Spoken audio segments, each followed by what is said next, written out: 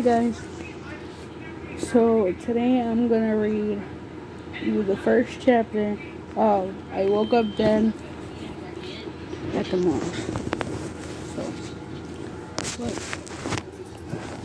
let's get started. If I can get there we go.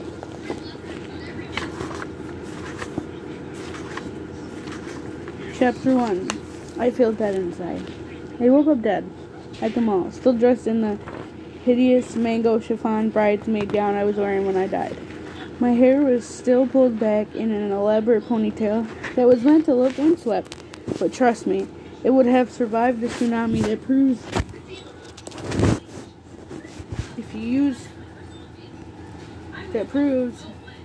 that if you use enough product, your hair can endure things the rest of you can't.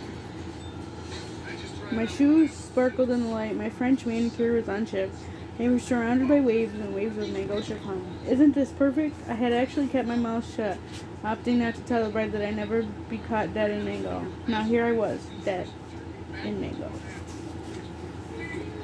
I knew without even a tiny flicker of doubt that I was dead, but I didn't want to know it. By the way, that's my specialty, knowing things I'd rather not know. And just for the record, I didn't have the white light and loved ones coming to welcome me, because death is a wonderful thing transition to the afterlife. Oh no, it felt like I was on a malfunctioning ride at Six Flags and the staff had abandoned us in an electrical storm. I rose up, and took a sharp turn to the right. Then a big drop, then a loop, and suddenly rose up again, going faster. So yes, my afterlife started with motion sickness. Nice. And now, I just wanted to slow down the rushing river of panic that was flowing through my veins. FYI, mango chiffon will make you swear more than usual. The place was crowded with the ever-so-typical mall suspects. Crying toddlers, frazzled parents, laughing teenagers, exhausted store employees, and overweight mall cops. I waved my hands in front of one of the cops and shouted, "Hey, can you help me, please?"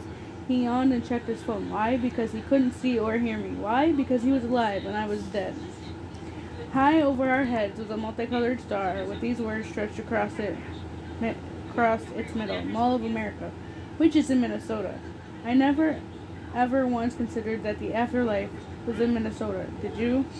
New York City was where I lived when I died before my time, and you could say that Manhattan is a giant mall with subways in place of escalators. This was my first Minnesota visit, and so far, no, I was not enjoying it. I stayed on my brown modular bench, in my ugly dress and shoes, rocking back and forth, holding myself together at the elbows. It seemed like the thing to do.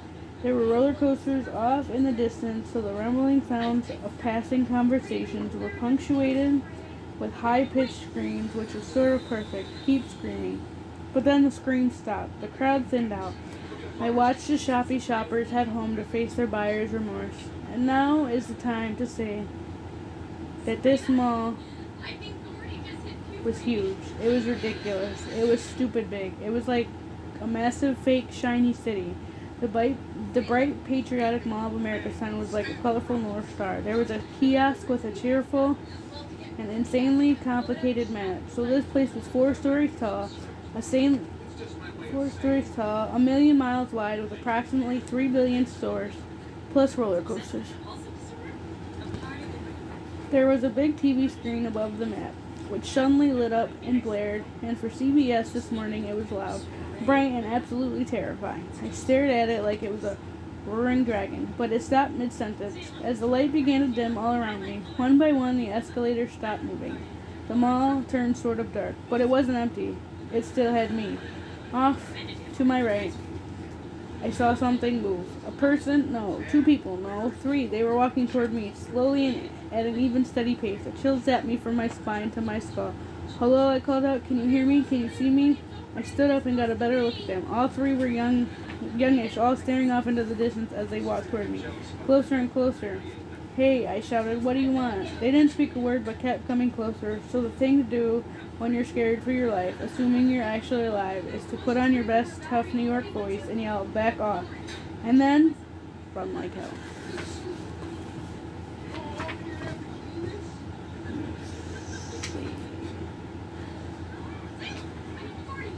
almost done. The escalators were stopped, but I leapt upward 2 steps at a time to the next level. I mentally kicked myself for not watching any zombie shows when I had the chance. As I turned and saw 2 more walking along this level, I leapt to the top floor with nobody following me. They just kept walking, as if they hadn't noticed me. Youngish, spaced out, silent. Were they everywhere? I stood in front of a darkened multiplex and asked, "Now what?" right out loud. The deep, hard silence all around me was interrupted by a click, clack, coming from the escalator. I spun around and caught a sight of a pair of truly unfortunate shoes, worn by a cheerful young woman speed-walking toward me. She wasn't a slow-walking zombie, and she could see me. "Hi there," she said, confirming that, yes, she really could see me. "They were having some very big sales today, or I would have found you sooner. You picked a busy day to die, missy." She had sparkling blue eyes and blonde hair braided over her head. She was dressed in a bright blue polyester suit that made her look like she was applying for an internship at me, so incorporated. Her shoes were like horses' hooves. "Welcome." She clapped her hands in delight. "I'm Bertha." She looked like she was my age, but she sounded like a cartoon grandmother, with a faint Irish lit to her voice. "And who names their kid Bertha? Doesn't that qualify as a child abuse? So then you're Sarah, and you're really rather dead, but you didn't move on, did you now?" "No, sirree. You're a bit stuck, aren't you?" She kept answering her own questions as she took me by the arm. "Please don't invade my personal space," and guided me into a narrow hallway. By the way, when I was alive, I never let anyone guide me into a narrow hallway. "You have unfinished business, Sarah. You were murdered, and you're a bit upset about it." She said this as if she were saying, "Oh, you spilled the milk, but don't cry over it, okay?" "Wait up there, Bertha," I said, taking my arm back to its rightful solitary place. "I wasn't murdered. If I really am dead, I died from food poisoning. It was accidental." "Oh, dear me," Bertha sighed, and led me to the side exit marked "Authorized DTTW personnel only."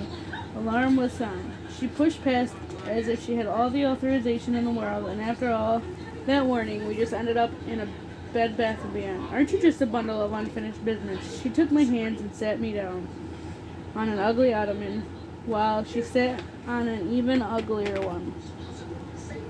"What does DTTW mean?" I asked, already dreading. He answered, "Dead to the world."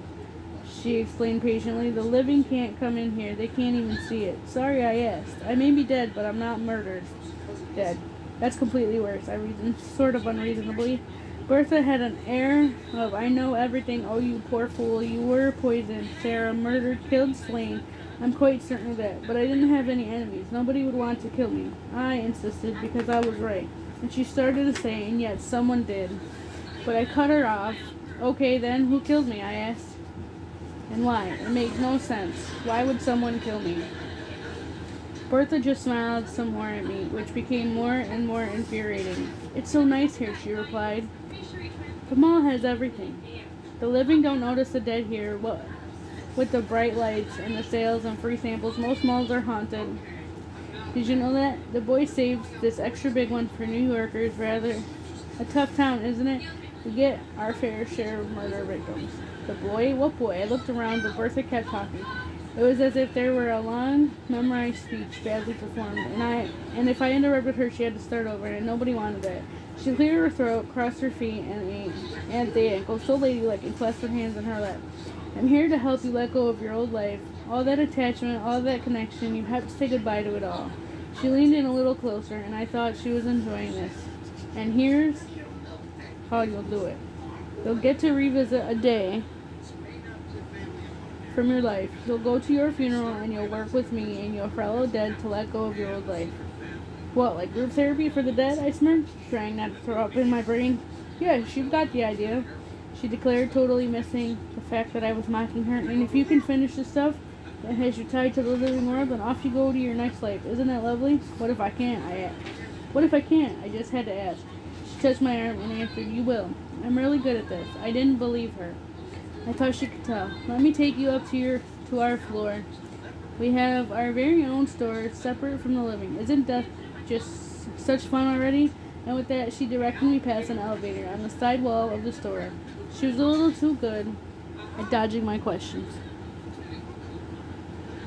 "And if we were going upstairs, why didn't we get in that elevator?" "But what about my murderer?" I asked. "What happens to him or her or them?" Bertha shook her head and half smiled. You're asking all the wrong questions, Sarah. Funny, these seem like pretty good questions to me.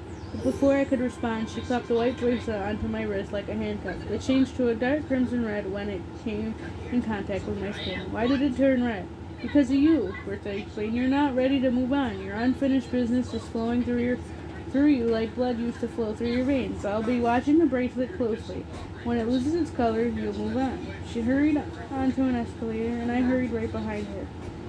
How long does that take? I asked. What's the average time? It's entirely up to you, she said. Don't you hate that kind of answer? How do I finish my unfinished business? I asked. I'll help you. I'll be your death coach. My what? I asked, even though I'd heard her. I just couldn't believe her. Your death coach. My what? Your death coach. My what? Your death coach. I toyed with the idea of seeing how many times I could get her to repeat it, but then I dropped it when we reached this new floor. We were in the upstairs of the Bed Bath & Beyond, looking out on a whole new floor of the mall. This one wasn't on the map. Bertha Rompy stomped forward in no shoes. What? Yeah. Please like, comment, subscribe to this video. No, I couldn't find it. Hit the notification bell so you never miss a new video. And I'll see you in the next video. Bye.